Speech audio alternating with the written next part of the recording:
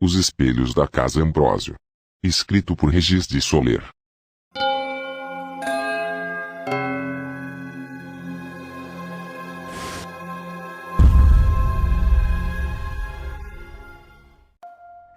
Eu nunca havia entrado num asilo, até que um dia fui realizar um serviço na Casa Ambrósio.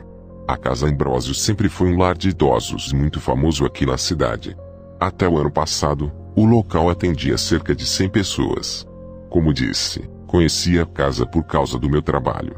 Fui contratado para reparar um problema com vazamento de cano. Vários canos, na verdade.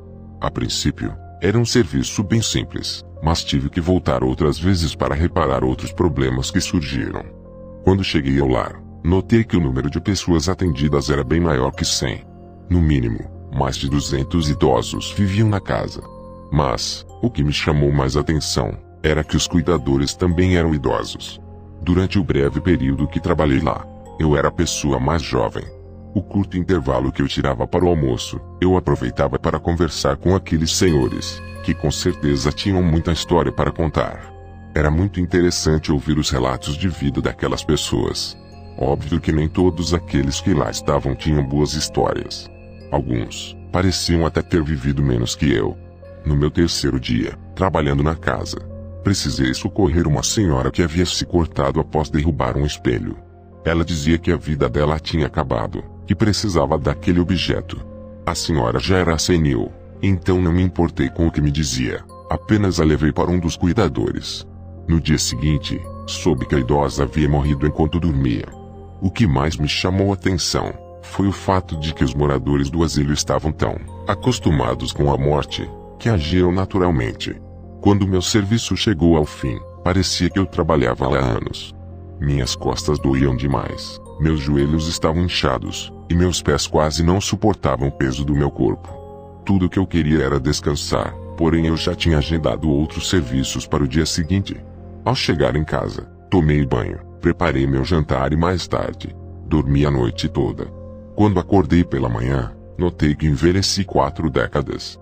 O pouco cabelo que eu tinha era grisalho, minha pele estava toda enrugada, e eu ainda me sentia extremamente exausto.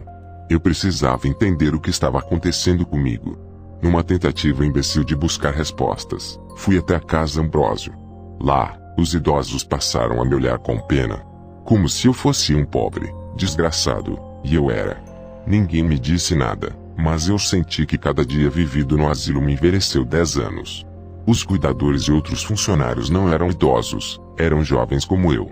Mas a casa recebeu tantas pessoas com mágoa e ódio de seus familiares, filhos principalmente, que todo esse sentimento se apropriou de cada metro quadrado do local.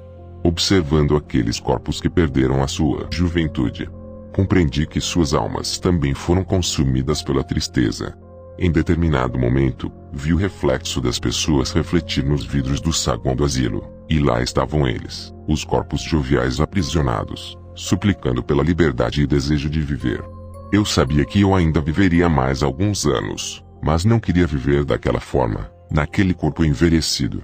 Então procurei um espelho, e vi meu corpo jovem refletido nele. Sem pensar 2 vezes, joguei o espelho no chão, e vi minha juventude despedaçada. Ao fazer isso, senti que minha vida tinha acabado. Procurei um quarto e me deitei, pois sabia que nada mais me incomodaria. Afinal, na mesma noite, morri enquanto dormia.